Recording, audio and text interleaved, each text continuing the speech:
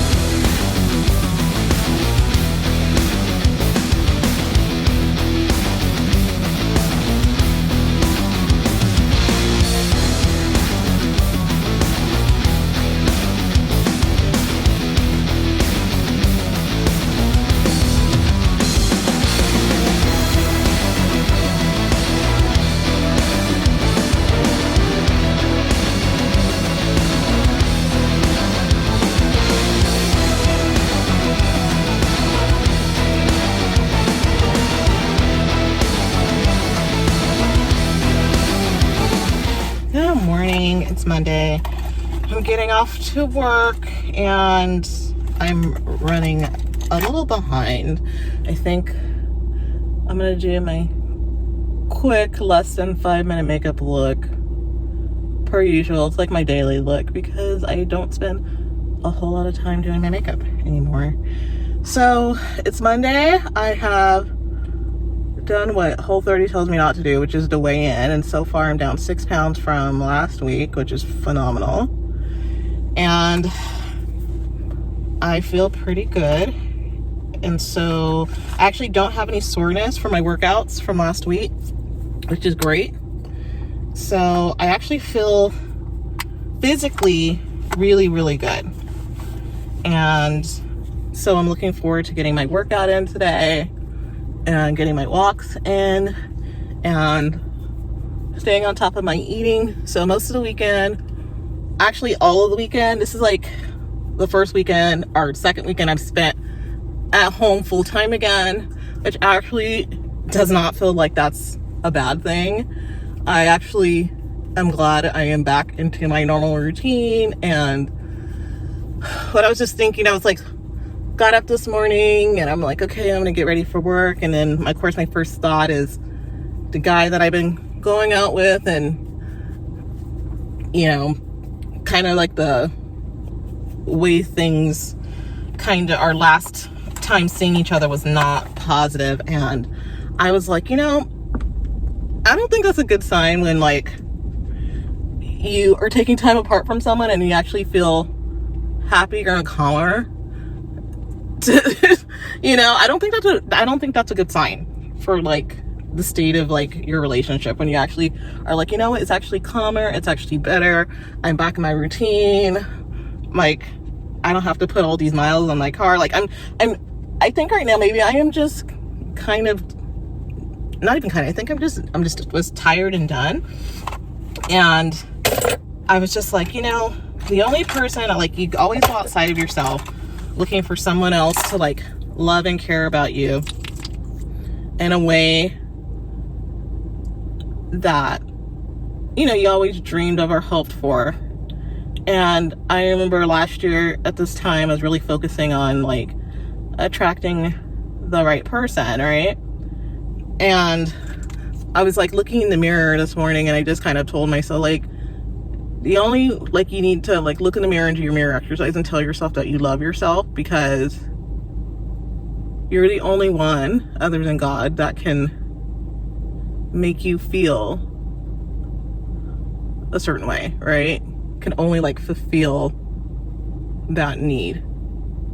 So I am gonna start doing that in the morning, telling myself that I do love myself like I do when I go home, or before I go to sleep at night, to try to encourage myself to keep going and not to turn back, because I don't think this is a type of relationship that needs to continue, and I definitely have let it gone on way too long. So right now I'm just focusing full time on myself.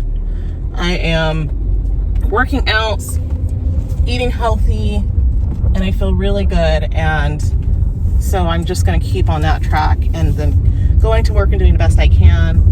And that's all I can really do. For now, I think that's pretty much it, other than just my eating for this past weekend has been very simple. So I tried something new, which was having sweet potatoes for breakfast. So I had that on Saturday and Sunday, and it was actually very good. So I did sweet potatoes, ghee, some salt, and some cinnamon. And then I ended up putting raisins. Like, sweet potatoes are sweet, but I just wanted more sweetness because I'm a sweet girl. So I ended up doing that, and that was like really good. The only downside is that when you cook a sweet potato, it can take an hour in the oven or the air fryer. So I think that's more like a weekend thing, because I could distract myself doing other stuff while I wait. But it was still really good. And then for lunch, I would have my microwave frittata with bell pepper and tomato, salt and pepper, and my arugula. And I would just put that in the microwave for like a minute and 40 seconds, and then it would be done. And I had it with salt and pepper and pico de gallo. And that pico de gallo is everything. It just makes everything taste so good. So that was pretty much it. And I think I had like a potato or something. If I was like really hungry, I'd just have a potato with ghee and salt and pepper. And then last night I ended up making chicken thighs and Italian squash with carrots. On Friday night, I ended up having just shrimp, and I had my shrimp cocktail. That is what I had for breakfast and lunch and dinner this week, and at least over the weekend. And I'm doing exactly what the Whole30 tells you not to do, which is weigh yourself. But it's important that I weigh myself, because it's nice to know where you started from the last time that you were on it, or how much weight you had. You have to have a starting point.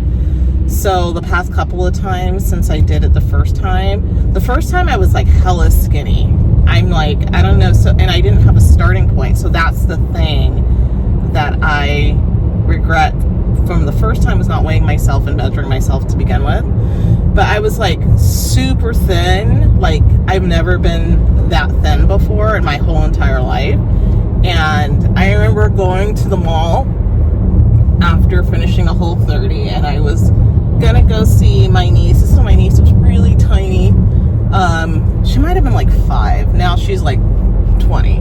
Okay, so I'll tell you how long ago I did this, and how long I've been using their system. But I ended up wanting to go get something really cute so I can go to her little show that she had, one of her Christmas performances.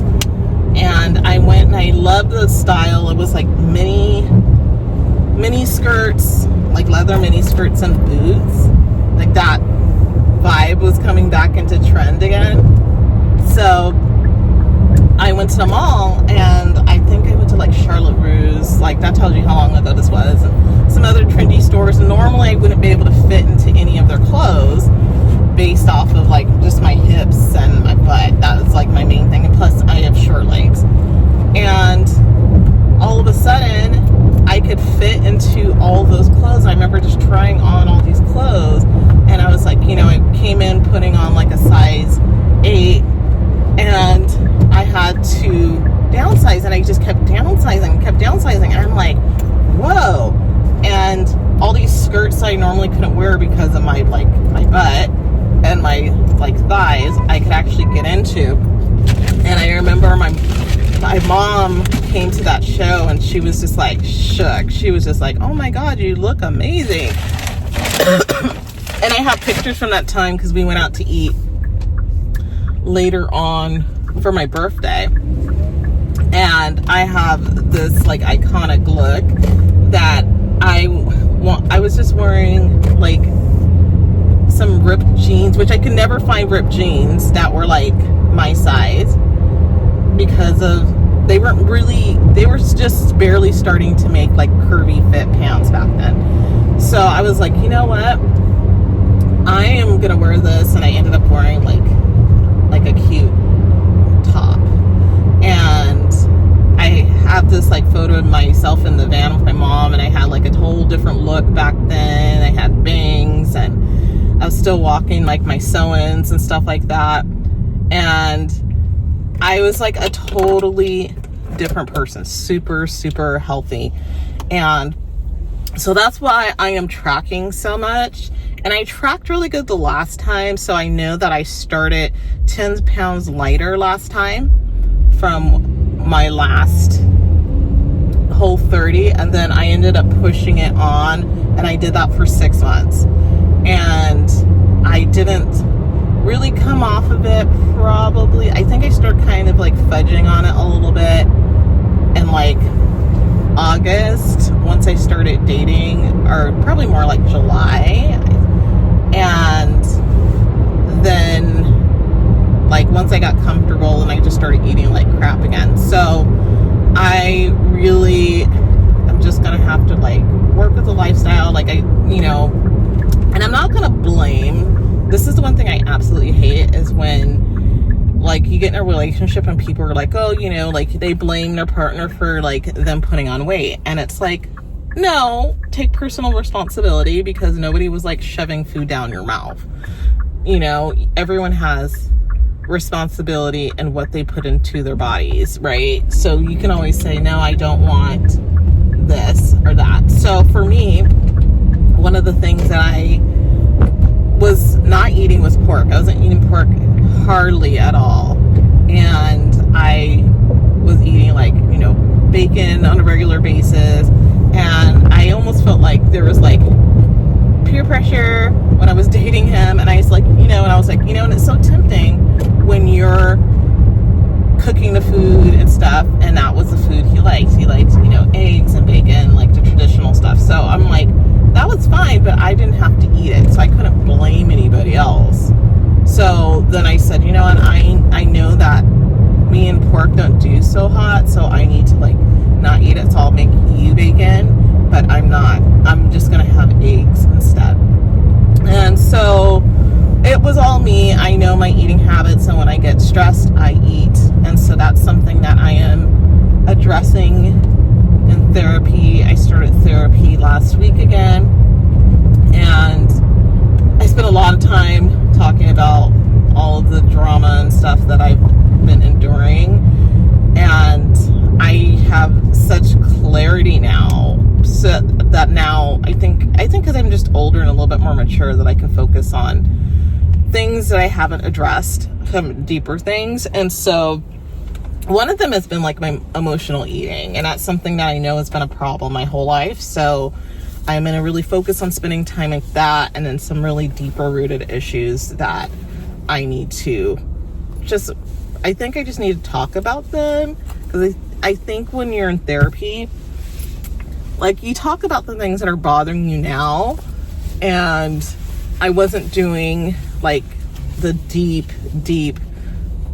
stuff in the past. Like I've touched on that when I was younger, but I was literally just addressing the things that were bothering me in my life at that present time. So now I know that I need to focus on my emotional eating and dealing with how do I deal with stress. And I noticed that whenever I feel twinge of stress, I'm reaching for a snack. And so that's something that I really need to work on and overcome.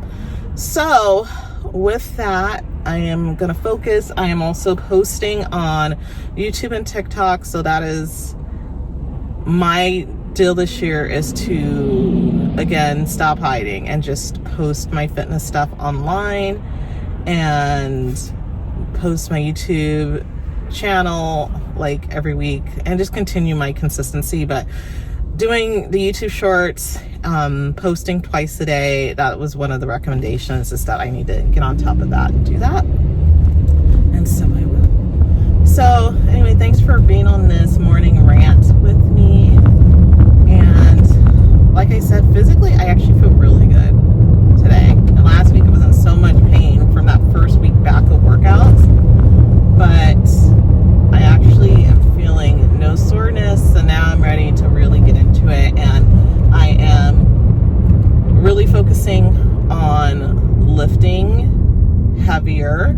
I know that I can lift a little heavier.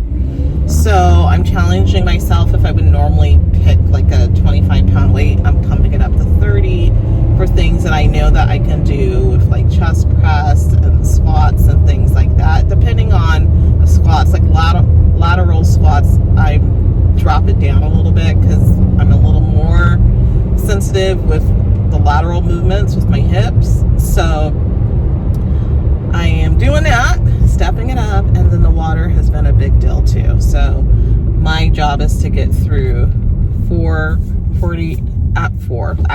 3, that's all I need for my body, is 3 40-ounce cups, which I have right here, and to drink it and get this down 3 of these a day.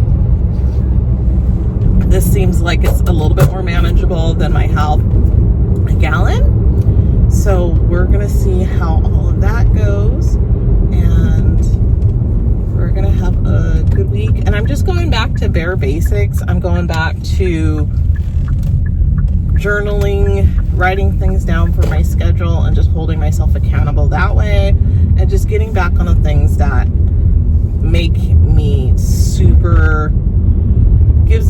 keeps me grounded and keeps me focused on what I need to do, and not so focused